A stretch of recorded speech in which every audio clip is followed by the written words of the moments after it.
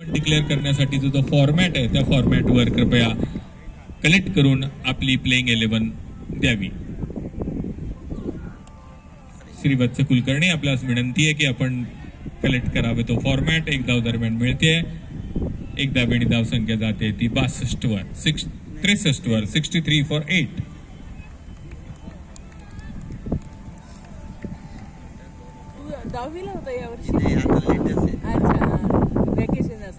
अजूनही 11 चेंडू खेळायचे. 11 चेंडूमध्ये 11 धावा जरी त्यांनी जमवल्या तरी संघासाठी योगदान होईल. ते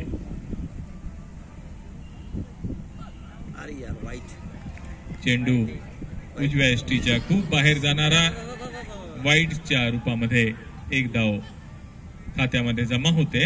ओम मृत्युंजय क्रीडा मंडळच्या 64 धावा 8 गडी बाद. शिवम पांडे 0 वर चेंडू फेस करण्यासाठी तयार आहेत. सौरभ त्रिवेदी नॉन स्ट्रायकर एंडला आहेत.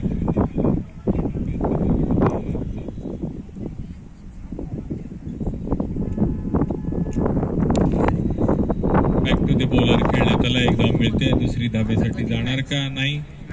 लॉंग ऑफ कॉर्नर धावत आले ते